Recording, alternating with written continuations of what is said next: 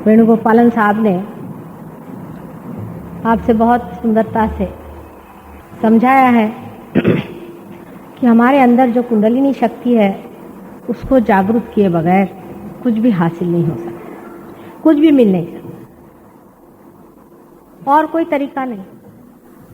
क्योंकि परमात्मा को पाने के लिए, परमात्मा को जानने के लिए आत्मा को जानना जरूरी है। जब तक आत्मा को नहीं जाना जाता है तब तक परमात्मा को कोई नहीं पहचानता, क्योंकि आत्मा ही परमात्मा को जानने की शक्ति है। जैसे हमारी आंखें खुले बगैर हम संसार को नहीं देख सकते हैं, उसी प्रकार जब तक हमारी आत्मा जागरूक नहीं होगी सब बेकार की बातों से परमात्मा को नहीं जाना जाएगा। ये सत्य है, इसमें कोई शक नहीं। इसलिए लोग नाराज भी हो जाए, बुरा भी मान जाए, तो भी जो बात सही है वही बात हमें कहने की है और इसमें बुरा मानने की कोई बात नहीं।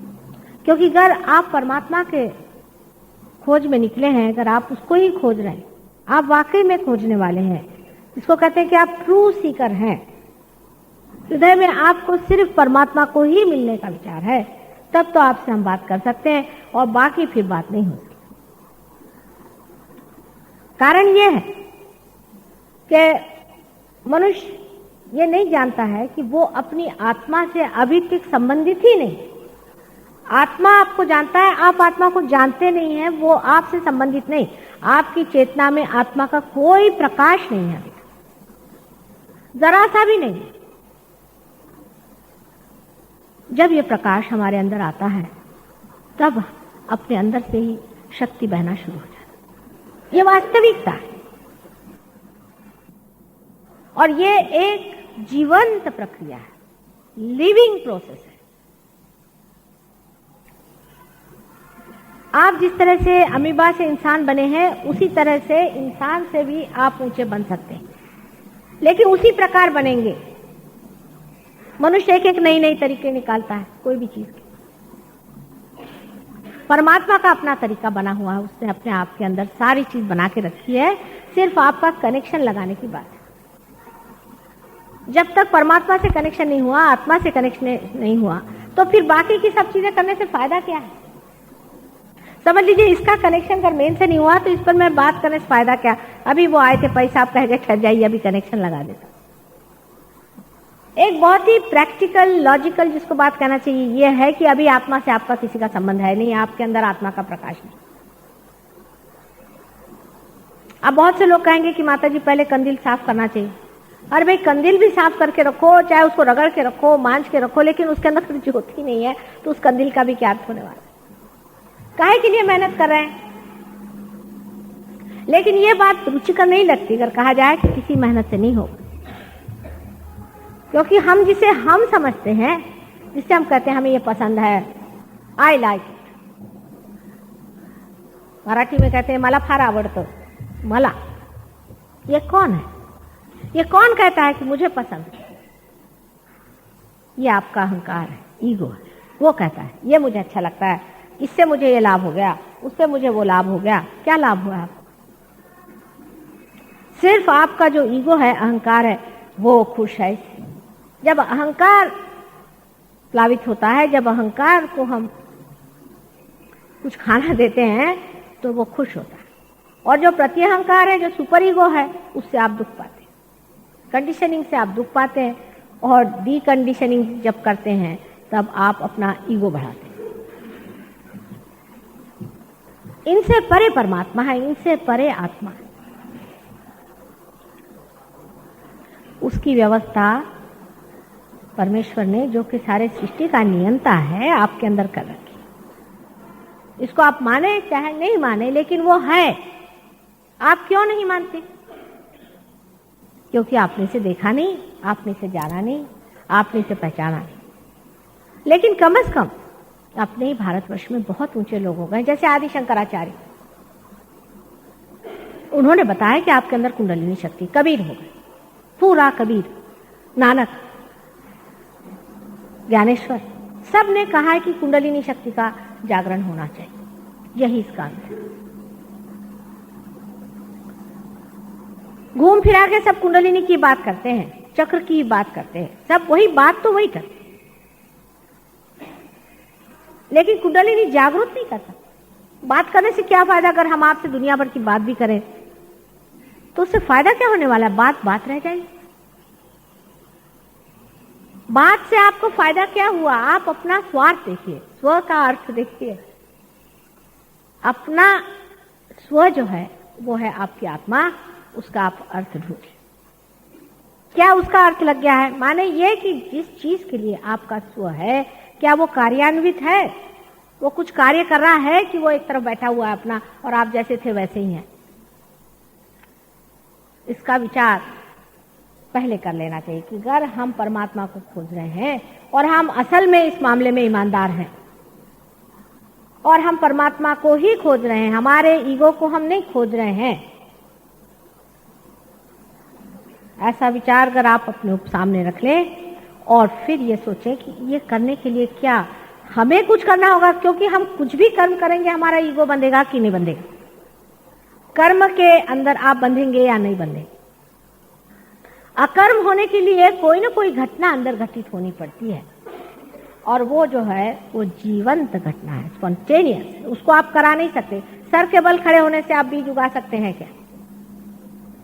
गीता पढ़ने से आप बीज उगा सकते हैं क्या? मंत्र बोलने से आप बीज उगा सकते हैं क्या? कूदने कादने से आप बीज उगा सकते हैं क्या? किताबें पढ़ने से, गुरुओं को पैसा देने से, दुनिया भर के बाल मुड़ाने से और चोगे पहनने से आप कर सकते हैं क्या? कबीर ने सब पे खूब मारा हुआ। ये सब करने से आप नहीं कर सकते। अंदर की जागृति होनी चाहिए, सहज समाधि, सहज अंदर में होना चाहिए। अभी सहज योग भी एक साहब ने निकाली, यानी लिमिट तो ये है कि पैसे कमाने के तरीके कितने लोग निकालते हैं और बेवकूफ बनाने के उसकी कोई हद नहीं, क्योंकि लोग बेवकूफ हैं। जो असल आदमी होता है उसके पास लोग ही बहुत कम आएंगे, पहली पहचान है। जो असल होगा उसके पास कम ही लोग आएंगे, क्योंकि असल को खरीदने ही वाले कम होते, नकल पे सब लोग मरते हैं। आप अगर कहें कि प्लास्टिक के फ्लावर बना दो तो हजारों बन जाएंगे, मेंबर बना लो, चलो भाई ये भी मेंबर हो गए, वो हो गए, आपको एक चोगा पहना दिया, चलो आप हो गए मेंबर, चलो उनके आप शिष्य हो गए। ना हमारे कोई शिष्य है, ना ही हमारी कोई संप्रदाय। आपको अगर पार होना है तो आप आए हैं, पार हो जाइए और इसमें बैठिए जमिए, ना इसमें आप पैसा दे सकते हो। एक ये सोचना चाहिए जिस चीज के लिए आप पैसा दे सकते हो परमात्मा कैसे हो सकता है, क्योंकि मंदिरों में पैसा लेते हैं, पोप पैसा लेता है और सारे दुनिया भर के जितने भी आचार्य लोग हैं पैसा लेते हैं। इसलिए सब लोग सोचते हैं कि माता जी भी अगर पैसा नहीं लेती तो किस काम का होगा। मैं पूछती हूँ कितना पैसा है आपके पास, आप मुझे क्या दे सकते हैं? आपके पास देने को है ही क्या? कौन सी ऐसी चीज आपके पास है जो इसका मूल्य दे सकता है? ये पत्थर और गोटे, इससे क्या आप इसका मूल्य देंगे? और किसी भी तरह की भावना लेकर चलने से भी क्या आपको परमात्मा मिल जाएंगे कि साहब मैंने परित्याग कर दिया मेरे घर का? ये सब दिमागी जमा खर्च है, बौद्धिक एक्रोबैट्स जिसे कहने से, कि मैंने घर छोड़ दिया, मैंने द्वार छोड़ दिया, सब संसार छोड़ करके। परमात्मा ने संसार बनाया क्यों अगर उसको छोड़ने का होता? ये पलायनवादिता जो है इसकी क्या जरूरत है? इसकी जरूरत इसलिए पड़ती है कि मनुष्य इस चक्करों में जल्दी आ जाता है। किसी से कहा जाए कि देखिए अपने संसार में रह के ही, घर में रह कर ही अंदर ही घटना घटित होती है, तो सोचता अरे फिर इसमें क्या हुआ, मैंने शो ऑफ कहाँ किया, मैंने कहाँ अपने को दिखाया कि मैं कोई विशेष हूं। और आपको अगर वास्तव में पाना है तो आप कहेंगे चलो इस सब बाह्य चीजों में, बाह्य डबरों में कुछ नहीं रखा। और ये लोग आपसे बताएंगे भी कि बाह्य में कुछ नहीं, सब अंदर है, और कराएंगे सब बाह्य में, और आप इस चक्कर में घूमते ही रह जाइएगा। दुख तो यह है कि आप खोजने वाले हैं, आप अनंत काल से परमात्मा को खोज रहे हैं, और उससे बड़ा दुख यह है कि इस भरमार में आप भी खत्म हो जाएंगे। जो एक जीवंत क्रिया है वो करने की शक्ति, क्षमता और उसकी पूरी सृष्टि परमात्मा ने आपके अंदर की हुई। आपने किया ही क्या है जरा सोचिए। अभी ये बड़ी बिल्डिंग बना दी तो सोच रहे हैं कि साहब हमने बड़ी बिल्डिंग बना दी। ये पत्थर पे पत्थर चढ़ाए हैं, कौन सी जीवंत क्रिया की है यहाँ? मरे को मरा बनाना और क्या किया है? कोई एक भी जीवंत कार्य मनुष्य ने करके दिखाया हो तो बताइए। जीवंत कार्य सिर्फ जो आदमी आत्मा को पाता है वही कर पाता है। ये पहचान है आत्मा को पाने की कि आपके हाथ से जीवंत कार्य होंगे। कुंडलिनी का जागना जीवंत कार्य है जिसे आप अपने आंख से देख सकते हैं। इसका पल्सेशन आप अपने, उसका नाचना, उसका चढ़ना और उसका गिरना आप अपने आंख से देख सकते। जो कार्य आप लोग कर सकते हैं वो तो आप कर ही सकते हैं। जैसे कोई कहे कि आप ध्यान लगा के बैठो भाई, ऐसी उंगली करके बैठो, नाक ऐसे करके बैठो, तो आप कर ही सकते हैं, इसमें क्या विशेष? कोई कहे एक टांग ऊपर करके बैठो, थोड़ी दिन प्रैक्टिस करके आप ये भी कर सकते हैं। कोई कहे घोड़े पे कूद के बैठो तो आप कर सकते हैं, कूद जाओ थोड़ा सा ऊपर में हो जाओ तो वो भी हो सकता। एक साहब है वो आजकल किसी को फ्लाइंग सिखा रहे हैं अरबी। क्या आपको पक्षी बनने का है? कोई है एक साहब वो मेंढक जैसे कूदने लगा। मैंने कहा मेंढक जैसे क्यों कूदते हैं? क्या मेरे गुरु ने बोला कि अगर आप की कुंडलिनी जागो तो आप मेंढक जैसे कूदेंगे। मैंने कल सांप जैसे रेंगेंगे। अरे भाई आप होने क्या वाले हैं? आप क्या सांप होने वाले हैं कि मेंढक होने वाले हैं कि पक्षी होने वाले? आपको कूदने की क्या जरूरत है, चिल्लाने की क्या जरूरत है और चीखने की क्या जरूरत है? अगर आप ही के अंदर वो शक्ति बैठी हो तो अपनी को इज्जत करिए, अपने बारे में समझ लीजिए कि ये परमात्मा ने संपूर्ण सुंदरता से रचाया हुआ एक मानव शरीर है। बड़ी नाजुक उसकी कलागिरी है और उस कलाकृति में बड़े ही सुंदरता से उसने कुंडलिनी को ऐसे जगह बिठाया कि कोई उसको छू नहीं सकता। त्रिकोणाकार अस्थि में बिठा दिया। त्रिकोणाकार अस्थि को आपको आश्चर्य होगा कि आप जला नहीं सकते, अस्थि को भी नहीं जला सकते। चाहे उसमें से कुंडलिनी चली जाए आप उसे भस्म नहीं कर सकते। और अगर वो भस्म हो भी जाए, बड़ी मुश्किल से इलेक्ट्रोलिसिस वगैरह से भस्म कर भी दें तो भी उसकी उसके परमाणु एक अलग तरह के होते हैं। इसका नाम ही सेक्रम है। देखिए उस जमाने के लोगों ने, उस जमाने लैटिन भाषा में, इतने पुराने जमाने में उन्होंने इसे सेक्रम कहा, ग्रीक्स ने इसे सेक्रम कहा। इसका मतलब यह है कि ये बहुत अत्यंत पवित्र चीज है। इसका एहसास, इसकी कल्पना उस जमाने में भी लोगों को वहां पर ग्रीक जैसे देश में हुई थी। इसमें परमात्मा ने इस कुंडलिनी का स्थान बनाया। कितनी सुंदर रचना। आखिर क्यों आप ये भी कहें कि माँ क्या जरूरी है, जैसे हमको अमीबा बना दिया हमें भगवान भी बना दे, हमें आत्मा भी बना दे। लेकिन अमीबा से इंसान बनने तक आपकी चेतना है ये बढ़ती रही, ये प्रगल्भ होती रही, आप इंसान बन गए। आप में और जानवर में कितना अंतर है ये आप नहीं जानते। कभी कभी जानवरों जैसा आप कर सकते हैं, आप चाहे तो बिच्छू बन जाए और चाहे तो आप शेर बन जाए, वो दूसरी बात है। लेकिन तो भी आपके अंदर और जानवर में अंतर रह जाता है। एक घोड़े को आप किसी गंदे नाली से ले जाइए, उसको कुछ नहीं फर्क पड़ता। कोई भी इंसान उसे ले जाइए और नाक पकड़ लेगा, वो नहीं जा सकता वहां। सुंदरता जिसके बारे में इन्होंने कहा है उसका विचार जानवर में नहीं होता, मनुष्य में। हालांकि उसका भी कभी कभी बड़ा बाह्य होता है। और सबसे बड़ी चीज है कि आत्मा की ओर खींच इंसान में होता है। इंसान ही आत्मा की ओर खींच कर सकता है, जानवर नहीं कर। जब आपकी चेतना ऐसी प्रगल्भ हो गई, जब आप विशेष चेतना से जब आप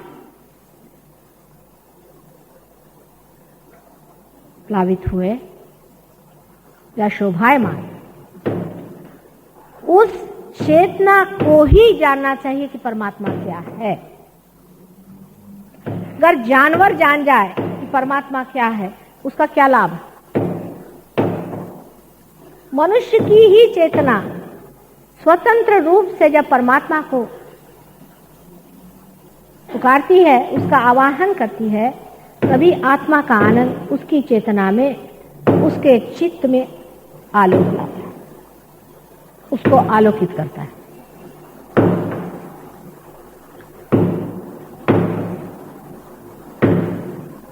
ध्यान करता है मानो, क्या करता तुम्हें? हाँ? उस आलोक को समझने के लिए मनुष्य की चेतना एक तरफ से बढ़ाई गई। अब ये है, इसमें से हम बोल रहे हैं, ये कनेक्टेड है, सब चीज ठीक ही है, लेकिन क्या ये चीज जानती है कि हम क्या हैं या हम क्या बोल रहे हैं? समझ लीजिए इसी चीज को बढ़ाते बढ़ाते इंसान बना दिया, और फिर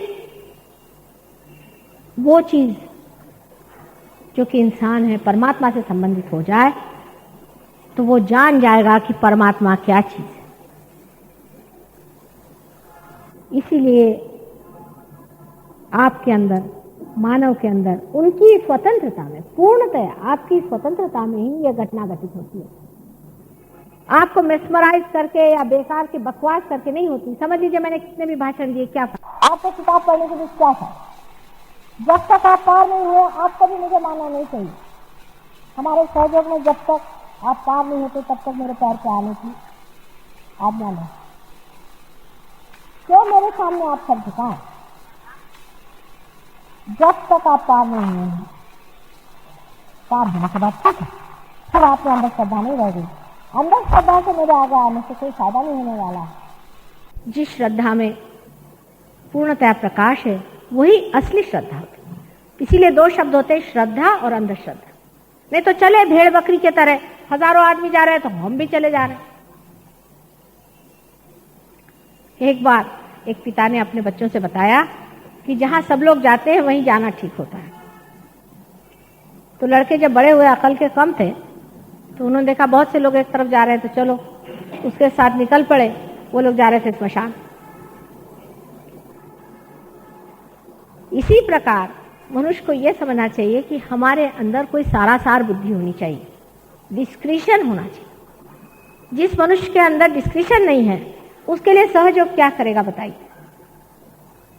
ये उसको समझना चाहिए कि असल क्या है और नकल क्या है। आपको नकल चाहिए कि असल चाहिए? पहली बात, क्योंकि नकल का तो कोई अर्थ निकलने नहीं वाला, थोड़े दिन में आप फेंक ही दीजिएगा उसका। जितने भी नकल होते हैं आप देखिए, उनका सबका बंठाढार हो ही रहा है। एक के बाद एक का पता हो रहा है कि उन्होंने उसका खून कर दिया, वहां उनको मारा गया, वो वहां से भागे गए, 10 फैमिली रुइन हो गई, ये खराबी हो गई, वो खराबी हो गई।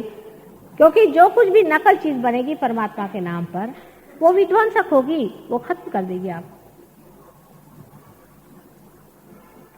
और जो परमात्मा के नाम पे असल होगा वो कंस्ट्रक्टिव होगा, वो आपको बनाएगा, पनपाएगा, बढ़ाएगा। इसलिए मनुष्य को पहले यह तय कर लेना चाहिए कि आपको असल चाहिए कि नकल चाहिए। सोना तो हमको असली चाहिए। तो कलकत्ते में आप जाइए तो वहां असली सोना चांदी का 2 कान मिलता है। सोने के मामले में बहुत हम लोग पर्टिकुलर है कि असली 24 इसका असलं पाहिजे, मराठीत अगदी पाटल्या। और परमात्मा के बारे में साले जिनकी ऐसी वृत्तियां हैं उनके लिए सहयोग नहीं। सहयोग असली वीरों का काम है, फालतू भेकड़ लोगों के लिए सहयोग नहीं है। वो आप चाहे कहीं के मिनिस्टर हो, नहीं तो प्रेसिडेंट हो, नहीं तो कुछ। असली वीरों का काम है, जो असली वीर है वो सामने आए, और बेकार लोगों के लिए सहयोग नहीं है। आप ही बताइए कि आपके यहाँ टूटे फूटे बहुत सारे अगर दिए पड़े हो, ट्यूब्स पड़े हैं, आप उसकी रिपेयरिंग करते हैं क्या?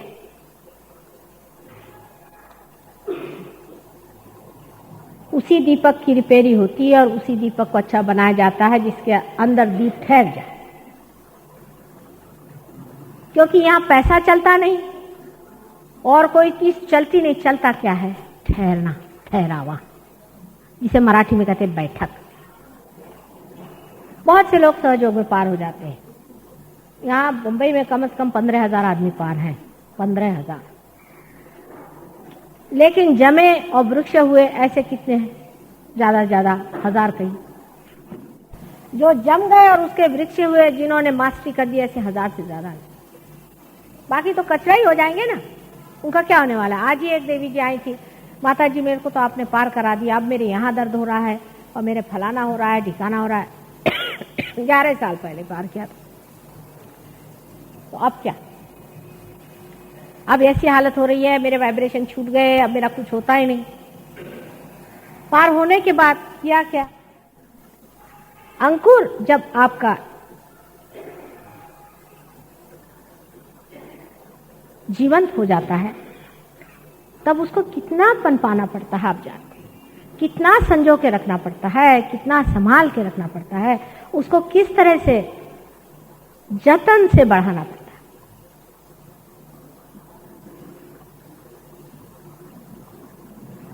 वो जतन, वो प्यार, वो समझ आप में होना जरूरी है। आज यहाँ भी बहुत से सहयोगी बैठे हैं, उसमें से कुछ बहुत पहले आए थे, कुछ हमेशा के हैं और कुछ यूं ही, और कुछ नए लोग भी हैं। सब लोगों से एक ही कहना है मुझे, सहयोग आपको दूसरे किनारे पहुंचा देता है। आप दूसरे हो जाते हैं, आप अपनी आत्मा हो जाते हैं, आप अपना ईगो नहीं रहे, आप अपनी आत्मा हो जाते हैं। पर अपनी अवस्था जो है उसको बनाना पड़ता है, उस चीज पे आपको जमना पड़ता है। इस मामले में मैं ये कहूंगी कि इंग्लैंड के जो लोग हैं, आश्चर्य की बात है, बड़ी आश्चर्य की बात है कि इंग्लैंड के लोग जिन्होंने एक जमाने में यहाँ इतना सत्ता दिखाई, ये इंग्लैंड के लोग बड़े जोर से पैठ गए, खोजा ही नहीं, पैठ भी गए। और हम जिनके लिए हजारों अवतारों ने यहाँ जन्म लिया, इस पुण्य भूमि को विशेषकर इतना पवित्र बनाया, जिसके रग रग में चैतन्य की लहरें बह रही हैं, उस देश के लोगों में वो गहराई और वो गहनता नहीं। बड़ा आश्चर्य होता है, मैं स्वयं बड़े आश्चर्य हूँ। मैंने तो इसलिए भारतवर्ष में जन्म लिया और महाराष्ट्र में विशेष करके कि ये पुण्य भूमि है, ये संतों की भूमि है। अब साहब हो गए महाराष्ट्रियन लोग भी, जिस दिन महाराष्ट्रियन लोग साहब हो गए तो गया आपका देश, समझ लीजिए। जिस दिन ये हो गया तो गया सारी धूरी, मतलब गणपति चूल्हे में गए, फिर तो क्या रहे। सब मंदिर मंदिर बंद करा दीजिए, गणपति जितने भी आपके हैं अष्टविनायक, उनके ताले लगा दीजिए। और बुद्धिवादियों ने अपने दिमाग से ऐसी ऐसी चीजें निकाल के रखी हुई कि आप उस भरमार में आ गए। अब फ्रॉइड का जमाना आने वाला है, महाराक्षस है, उसने उन देशों को खत्म कर दिया, लेकिन वो संभल गए और तुम लोग नहीं संभलोगे, क्योंकि अंग्रेजों ने उसे लिया तो हमें लेना ही चाहिए, उन्होंने गलत काम किया तो हमको गलत काम करना ही चाहिए। ये सोच करके हमने सब कुछ अपना जो भी था उसे खो दिया। फिर आजकल नए नए गुरु भी निकल आए बातें बनाने के लिए, सबका खंडन करने के लिए। कोई कृष्ण बनता है तो कोई कुछ बनता है, कोई कुछ बनता है। कुछ बनने से नहीं होता है। कृष्ण थे, उनकी संहार शक्ति कोई दिखा दे तो माना जाए। एक वहां एक है, मैं ख्रिस्त हूं, मैंने कहा अच्छा जरा पानी पे चल के दिखाओ। ख्रिस्त जो साक्षात ब्रह्म स्वरूप थे वो बन के वो वहां पहुंचे मेरे सामने, मैं ख्रिस्त हूं, और थर थर थर थर मेरे आगे ऐसा ऐसा उनका बदन हो रहा, सारा बदन लट लट लट लट कपड़ा, बड़े ख्रिस्त बन के आए और उनके बहुत फॉलोइंग है। वो बोलते हैं ना, बड़ी सी उन्होंने ख्रिस्त जैसी दाढ़ी रख ली और अपने को अस्थि पंजर बना के घूमते। मैंने कहा पहले ख्रिस्त तो अस्थि पंजर थे ही नहीं, बेवकूफ कहीं के। ख्रिस्त अगर अस्थि पंजर होते तो इतना बड़ा क्या क्रॉस उठा के ले जाते क्या? उसको अस्थि पंजर तुमने इसलिए बनाया क्योंकि तुमसे देखा नहीं गया उसकी तंदुरुस्ती को, और तुम चाहते कि ऐसा दिखाए कि जो बिल्कुल मरगिल्ला ख्रिस्त था, और सब दुनिया ये कहे कि काहे को ख्रिस्त होने का, हम भी मरगिल्ले हो जाएंगे।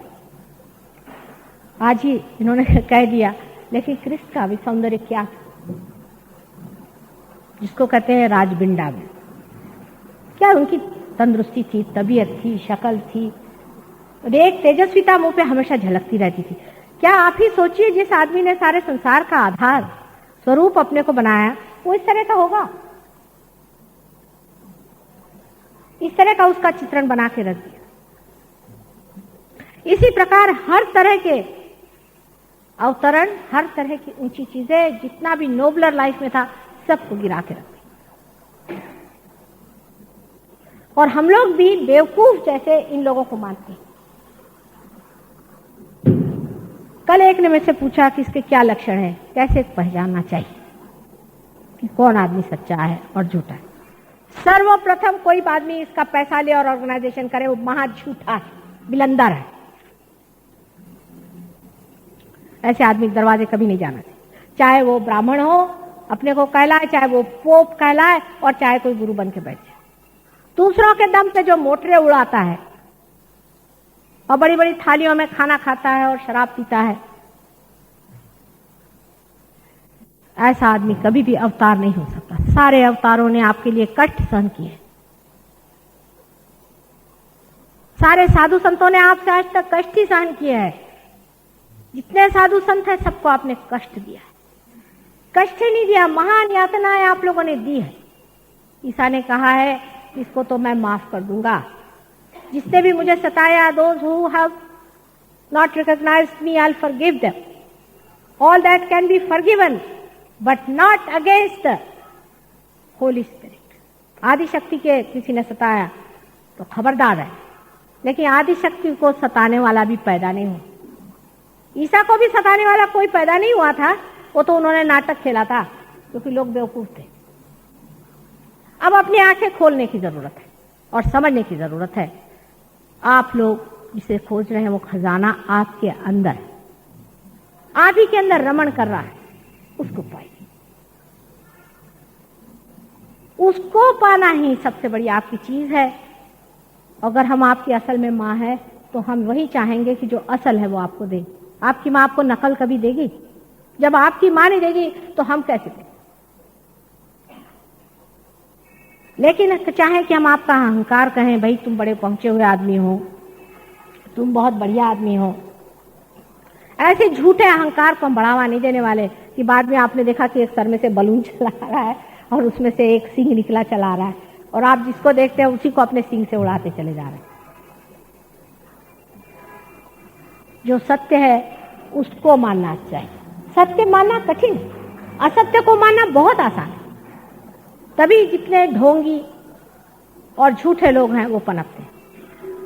और सत्य को मानना इतना कठिन है मनुष्य के लिए। नहीं है कि सत्य सुंदर नहीं होता, सत्य अत्यंत सुंदर होता है। इतना बहुमूल्य चीज है, इतनी आनंददायी चीज है, लेकिन मनुष्य इसलिए उसे नहीं मानता है कि वो अपने अहंकार में लिपटा। उसको लगता है अहंकार ही मेरा सुख है। दो चार कपड़े अच्छे पहनने को मिल गए, उसको शान चढ़ जाती। अच्छी से एक आध मोटर में चढ़ा तो उसकी आंख ही बदल जाती है। कहीं मिनिस्टर हो गया तो फिर क्या कहने, उसको टाइम ही नहीं रहता किसी चीज के लिए। अहंकार को जो बलवान बनाए वो चीज मनुष्य ढूंढता है, लेकिन ये सिर्फ क्षणिक सुख है, क्षणिक। असली आनंद जिसे कहते हैं, जिसमें दुख और सुख नहीं होता, सिर्फ आनंद ही आनंद मात्र होता है। जैसे वेणुगोपालन ने अभी बताया आपको कि सिर्फ जिसे ब्लिस कहते हैं वो आत्मा का सुख है। आत्मा को पाइए, अपने अहंकार को मत पाइए। अहंकार आपका चित्त जो है विचलित रखेगा, आपको कंफ्यूजन में डालेगा। अहंकार से तो सबसे बड़ी चीज जो होती है गधापंथी बना, स्टूपिडिटी जिसे कहते हैं। एक से अहंकारी मैंने देखे हैं, उनको देखते साथ समझ नहीं आता हंसे कि क्या, ऐसी बेवकूफी की बात करते हैं। और अहंकार में वो ये नहीं जानते कि हम बेवकूफ हैं। कबीर कहते थे, पढ़ी पढ़ी पंडित मूर्ख भय। जितने भी राक्षस हैं महाअहंकारी थे। अब कलयुग में उन्होंने चोगे पहन लिए हैं और अहंकार ऊपर से नहीं दिखाते हैं, लेकिन अंदर से महाअहंकारी हैं और आप सबको खा जाए। आप जैसे कोई नया पनपा हुआ पौधा होता है, उसी प्रकार अत्यंत नाजुक प्रकृति के हैं। कोई हवा आ जाए उसमें आप बहक जाते हैं, इसमें आपका भी दोष नहीं। लेकिन समझ रखना चाहिए, परमात्मा ने आपको बुद्धि दी है, उसको इस्तेमाल करना चाहिए और पहचानना चाहिए कि असल क्या है और नकल क्या है। अब कुंडलिनी हमारे अंदर है, वो जागती है, वही आपको अपना आत्म साक्षात्कार देती है, जिससे आपका पुनर्जन्म होता है, जिसके बारे में अनेकों ने सारी किताबों में यही लिखा हुआ है कि अपने अंदर खोजो, अपने अंदर पाओ, अपने ही अंदर है। लेकिन कैसे? यह जीवंत क्रिया है। माने एक फूल फल होता है, कैसे? एक बीज उगता है, कैसे? एक पेड़ बनता है, कैसे? सब जीवंत क्रिया है, सब परमात्मा करते हैं। उसी प्रकार आप भी अपना आत्म साक्षात्कार प्राप्त करेंगे।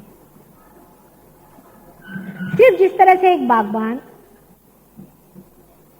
बीज को मां के उदर में रख के, पृथ्वी मां के उदर में रख के पनपाता है, उसी प्रकार हम भी कुछ करते हैं, बस इससे ज्यादा कुछ नहीं। हमारा आपका लेना देना कुछ नहीं रहता।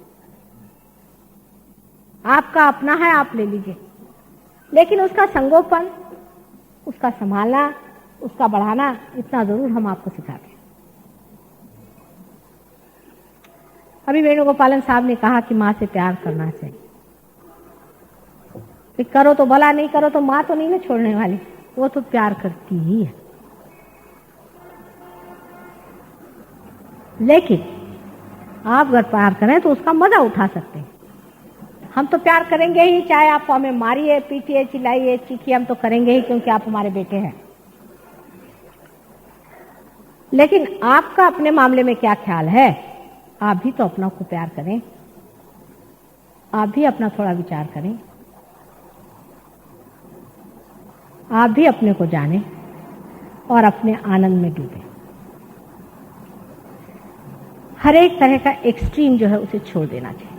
किसी भी तरह का एक्सट्रीम जो है वो आपको मध्य से हटाता है। कुंडलिनी जो है वो मध्यगा है, बीच में जाने वाली है। कोई भी एक्सट्रीम ठीक नहीं। जैसे एक एक्सट्रीम साधारण तरह से लोग समझते हैं कि आप अगर नन बन जाइए या सन्यासी बन जाइए और जंगलों में जाके आप सर के बल खड़े होइए तो आपको परमात्मा मिल जाएगा। कभी नहीं मिला। या दूसरा आदमी है, वो सोचेगा कि इसमें कुछ नहीं रखा, सब छोड़ो, शराब पियो, व्यभिचार करो, दुनिया भर की गंदगी करो, सो तो परमात्मा कभी ऐसे आदमी को नहीं मिलने वाला। इसके मध्य में रहना है, सर्वसाधारण तरह से, विवाहित रूप से अपने शरीर का भी उपयोग एक पूजनीय तरीके से होना चाहिए। जो शुभ बताया गया है वो करना चाहिए। जितना अशुभ है उसका त्याग करके अगर मनुष्य रहे तो उसका पार होना बिल्कुल मुश्किल है। एक तो उसके अंदर आंतरिक इच्छा होनी चाहिए और दूसरे किसी भी एक्सट्रीम्स पे उसे नहीं जाना चाहिए। किसी भी एक्सट्रीम्स पे आदमी चला गया तो मालूम है आपको शारीरिक तरह से क्या हो सकता है। अब तो डॉक्टरों ने भी कह दिया है कि कैंसर की बीमारी जो है वो इस कारण होती है कि हमारे शरीर में ऐसी कुछ एरियाज हैं, कुछ ऐसे प्रांत हैं कि जिनमें कुछ प्रोटीन्स, इनका उन्होंने नाम प्रोटीन 58 और इस तरह से नाम दिया हुआ है। जब से सृष्टि बनी है, क्रिएशन के समय से अभी तक उस प्रांत में ऐसे प्रोटीन सब भी जीवंत है। जब ये प्रोटीन्स हमारे अंदर अटैक करते हैं तभी कैंसर जो है वो शुरू हो जाता है, ट्रिगर होता है। अब तो निर्विवाद डॉक्टरों ने बात कह दी और ये हम 10 साल से कह रहे हैं कि आपने एक्सट्रीम्स पे कोई भी कोशिश की, मेस्मरिज्म ही चीज ले लीजिए या किसी गुरु के चक्कर ही ले लीजिए, या आप एक्सट्रीम्स पे चले गए और आप पे अटैक आएगा, ल्यूकेमिया और कैंसर और दुनिया भर की बीमारियां भी एक्सट्रीम से होती हैं, अधिक।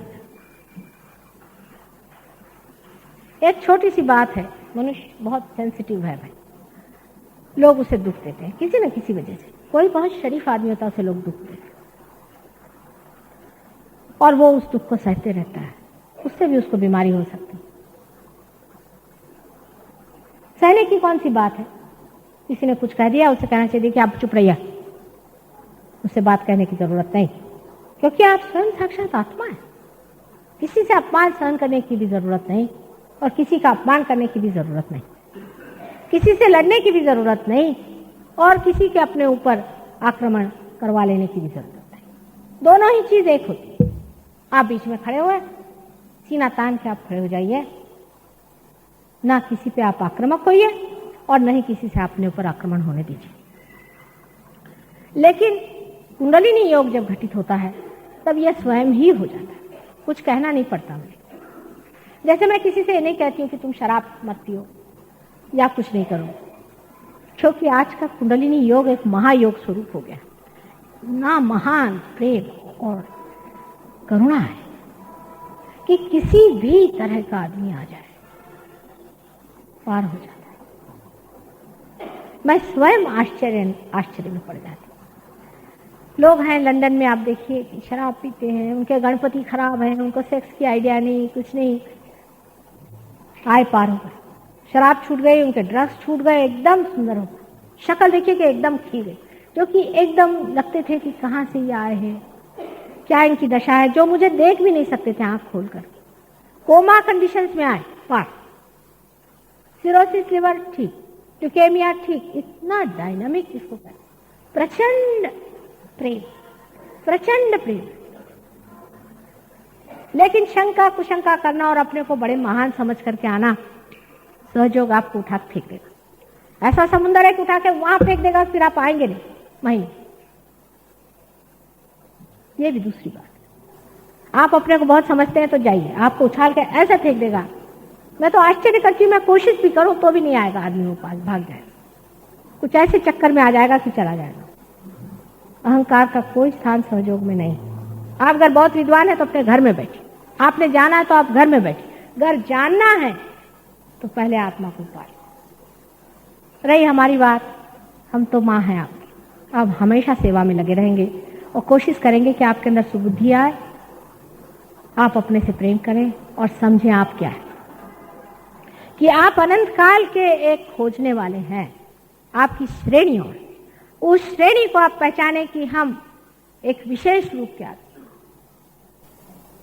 अभी अभी मुझे एक किताब किसी ने पढ़ने को दी जो विलियम ब्लेक ने लिखी, जिसका नाम शीर्षक मिल्टन है। इसमें विलियम ब्लेक ने मिल्टन कवि को एक खोजी सी करके सिंबल में दिया हुआ है और पूरा की पूरा सहयोग उसमें वर्णित किया और कहा है कि इंग्लैंड जो है वो जेरूसलेम होने वाला है, यही तीर्थ स्थान हो। हमारे एक मुसलमान शिष्य अल्जीरिया में रहते, उनकी माँ ने कहा कि हमें मक्का जाने का है हज के लिए पैसे दे। कल आज का मक्का जो है लंदन है, लंदन जा 250 मुसलमान वहां पार करा दे। ये जितनी भी धार्मिक घुटन है, ये धर्म नहीं, ये धर्म के विरोध, प्रेम के विरोध में खड़े हुए राक्षस है, जिसको हम फेनेटिसिज्म कहते हैं। मेरा धर्म कहने वालों से पूछे कि धर्म क्या चीज है, किसी को कुछ मालूम नहीं, उनकी सारी दीवारें धड़ धड़ गिर जाएंगी। अल्जीरिया में इन्होंने हमसे बताया कि रोजे के दिन सब लोग वहां भूखे रहते हैं और सब तरह के धंधे करेंगे। रोजे के दिन भूखे रहने से क्या मिलने वाला है? सब तरह के धंधे करते हैं, शराब पीना, दुनिया भर की औरतों के झंझट, सब वहां शुरू हो गया। सिर्फ रोजा जरूर रखे। रोजे के पहले दिन हंसे कि रोए पता नहीं चलता है।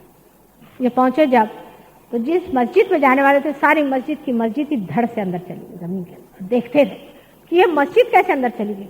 अरे मस्जिद भी क्या है और मंदिर भी क्या है, सिर्फ पत्थर तो है ना जिसके अंदर भगवान है। वो मस्जिद और मंदिर कुछ नहीं बचने वाले, और वो मनुष्य भी नहीं बचने वाला जिसके आत्मा की जागृति नहीं होगी। वो भी दिन आने वाले, इसलिए अपनी आत्मा की जागृति कर लीजिए। मैं आपकी माँ हूँ, मैं आपसे विनती करती हूँ, अपने को पहचानिए, अपने को समझिए, अपने अहंकार में मत रहिए, अपने आत्मा की जागृति करके अपना परम कल्याण साधिए, अपने परम तत्व को आप साधिए। सब बेकार की बातें, हम ये हैं और हम वो हैं, हम इस जाति और पंथ और धर्म के हैं, ये सब झूठ है। आप सिर्फ परमात्मा के पंथ के हैं। और ये जिन जिन के आप नाम ले रहे हैं, बुद्ध, महावीर आदि, जिसका भी आप नाम ले, मोहम्मद साहब का, सब हमारे साथी हैं। इन पाखंडियों के नहीं, इन चोरों के नहीं, जो उनके नाम पर बड़े बड़े ऑर्गेनाइजेशन निकाल करके और पैसा बना रहे।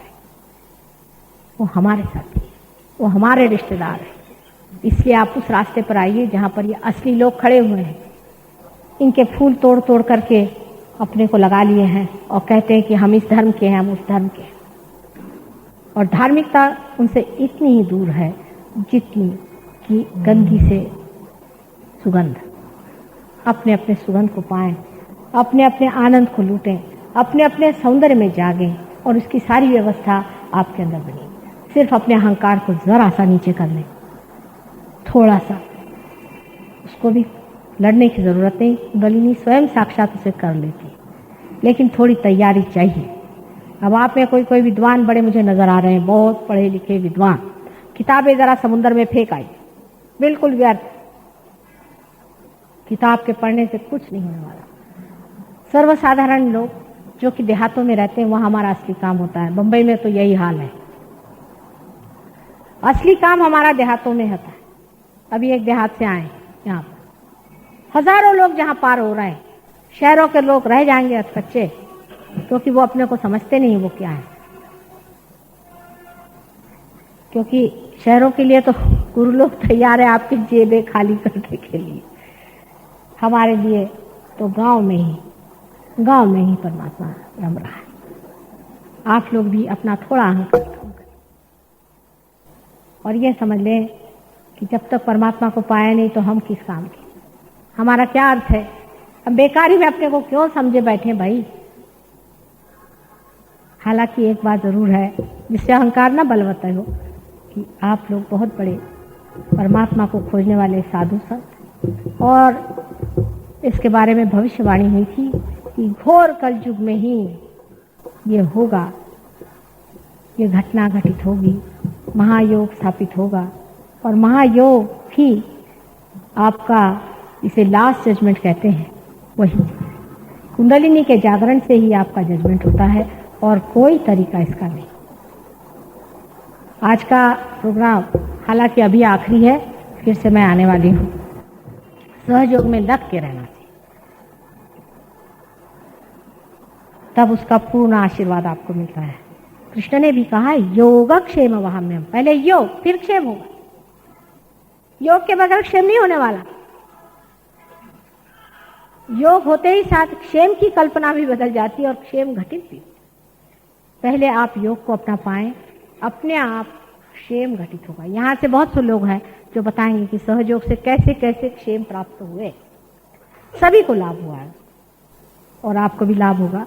जिस परमात्मा ने अपना ही द्वार आपके लिए खोल दिया है, वो क्या आपको ये क्षुल्लक और छोटी चीजें नहीं देगा, लेकिन आपकी सारी ही प्रायोरिटी, जिसको कहते हैं, सारे ही मूल्यांकन बदल जाते हैं और आप एक दूसरे ही हो जाते हैं। वही आप हो जाएं, उसमें जमे और रमे, और इस बंबई में कोई तो भी विशेष कार्य करें, ऐसा मैं चाहती हूँ। हर जगह बंबई में सेंटर्स हैं और भारतीय विद्या भवन में भी एक सेंटर ये लोग चलाते हैं। जिन लोगों को सुविधा यहाँ नहीं होती है वो यहाँ आए, लेकिन आना पड़ेगा। सामूहिकता ही इसका तत्व है। सहयोग माने सामूहिकता। सामूहिकता जागरूक करना, यही सहयोग का मुख्य लक्षण है। आपके अंदर सामूहिकता आ जाती है, आपकी उंगलियों में आप पता लगा सकते हैं कि आपके चक्र का क्या अंदाज है और दूसरे के चक्र कहाँ पकड़े। आप सामूहिक हो जाते हैं, लेक्चर से नहीं कि you are brothers and sisters, ये नहीं, यू बिकम अपने आप महसूस करने लगे, दूसरे को आप अपने अंदर महसूस करने लग जाते हैं। ये विराट का एक अंग प्रत्यंग आप होते हुए भी जागरूक हो जाते हैं और आप उसको महसूस करने लग जाते हैं अपने अंदर। ये होना होता है। जब तक ये घटना घटित नहीं होगी तब तक लेक्चर देने से आप किसी के भाई बहन नहीं हो सकते, आपको ये महसूस नहीं हो सकता। ये घटना है, ये घटित होनी पड़ती, और ये फ्रिवलस लोगों के लिए नहीं है। फिर से मैं कह रही हूँ, जो लोग फ्रिवलस हैं, जो लोग ऐसे ही अब 4 जगह गए लेक्चर में, चलो टाइम है माता जी को भी सुन लिया फिर चले, ये कोई दुकान नहीं है और कोई बाजार नहीं, इसमें जमना पड़ता है, और जो जमता है वही पूरी तरह से पाएगा। परमात्मा आपको सुखी रखे। एक आध 2 प्रश्न हो तो पूछिए, कोई हद नहीं, लेकिन बेकार के बकवासी प्रश्न तो पूछना है, तो मैं बहुत ज्यादा होशियार हूँ।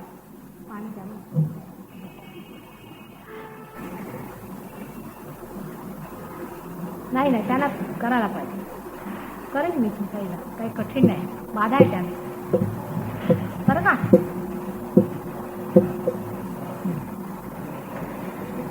तुम्ही स्वतःकडे लक्ष द्या, त्यांचं आहे ते आम्ही बघू, तुम्ही सगळे त्यांच्याकडे लक्ष देऊ नका, त्यांचे डोळे ठीक करून तरी तुमचं काय भलं होणार आहे? काय हो, तुम्ही स्वतःचं बघा, हां, त्यांना आम्ही ठीक करू, त्यांना आमच्यावर सोडा, हां, तुम्ही काळजी व्हायची नाही, तोपर्यंत तुम्ही काळजी करा, तोपर्यंत आम्ही तुमच्यावर सोडतो मग, हाँ, मग आता सोडा तुम्ही काळजी, तो आप मेरे ऊपर छोड़ दीजिए, कुछ खास दूर से नहीं आया, इससे भी दूर से लोग आते हैं, समझे ना आप, लेकिन आप मेरे ऊपर छोड़ तो दो, हाँ बस छोड़ दो, हाँ तिथूनच बोला, तिथून, हाँ काय जागृत झालं काय लक्षण? हाँ बसा बसा बसा, इनका प्रश्न अच्छा है, बहुत अच्छा प्रश्न पूछा। जागरूक का क्या लक्षण होता है, कैसे पहचाना चाहिए कि जागृति हुई या नहीं?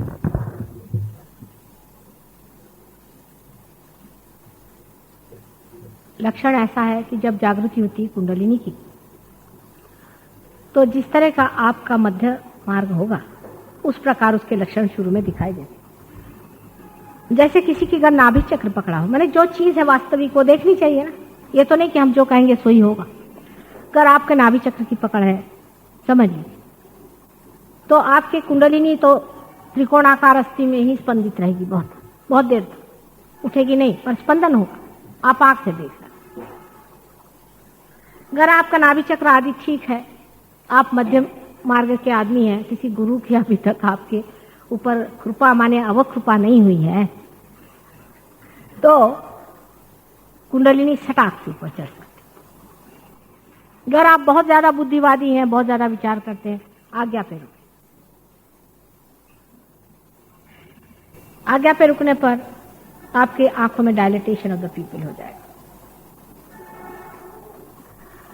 आपकी आंख डायलेट करेगी, इसलिए आंख बंद करने को कहते हैं। मेस्मरिज्म में आंख खोलने को कहते हैं लोग, आंख बंद करके बैठना। अगर आपका सहस्त्रार बहुत ठीक है तो एकदम यहां से आपको ठंडी हवा आने लग जाएगी, आपको लगेगा जैसे कोई कूलर खुल गया, आपके अंदर से ठंडी आ रही। अगर आपके शरीर में कोई ऐसी चीज हो जैसे कि जिगर यानी जिसको लिवर कहते हैं वो खराब हो या कुछ हो, तो आपके अंदर से गरम गरम हवा भी आ सकती है। कुछ बीमारी होगी तो पहले गरम गरम हवा आएगी आपके अंदर से, यहां आने लग जाती, फिर धीरे धीरे वो ठंडी हो जाएगी। और बहुत से लोगों के पहले ही इसमें हाथ में ठंडा आने लग जाता है, ये सबसे अच्छा लक्षण है। कि हाथ में ठंडी हवा बहने शुरू हो गई। मैं जब बैठी तो मेरी तरफ से आएगी, पर नहीं तो ऐसे बहना शुरू हो जाए ठंडी हवा। यही चैतन्य की लहरियां है, जिसको cool bridge of the Holi ghost Bible में कहा स्पष्ट रूप से। होली घोस्ट माने आदि शक्ति, वो आपको महसूस होने लग जाए और एकदम निर्विचारिता आ जाएगी। आज्ञा चक्र से कुंडलिनी चढ़ते साथ ही निर्विचारिता आ जाती है। और ब्रह्मरंध्र छेदने पर अगर आपका विशुद्धि चक्र ठीक हो तो आपके हाथ में खूब जोरों से बहना शुरू हो। पर विशुद्धि के दोष से कभी कभी ये होता है कि आपको इतना महसूस उंगलियों पे नहीं होता, पर यहाँ पे होने लग जाएगा। और आपको ये भी पता होगा कि कुंडली चढ़ रही है। जैसे वेणुगोपालन की विशुद्धि खराब है, ये भी बहुत बेचारे गुरुओं के चक्कर में घूम चुके, तो इनको हाथ में इतना महसूस नहीं होता था पहले पहले, पर अंदर कुंडलिनी का चलना फिरना सब महसूस होता था, उसका प्रकाश भी दिखाई देता था। करते करते अब इनके हाथ में भी महसूस होने लगा। तो इसका सबसे बड़ा लक्षण यह है कि आदमी एकदम रिलैक्स हो जाता है और साक्षी स्वरूपत्व आने लग जाता है और हाथ से ठंडी ठंडी लहरें बहने लगती हैं। यह जागृति का लक्षण है। अब जब यह स्थिति आ जाने पर इसको आपको उपयोग करना चाहिए। आप अगर राजा हो जाए और अपने राजापना का आप कोई अधिकार न जमाए तो कौन मानेगा कि आप राजा हैं।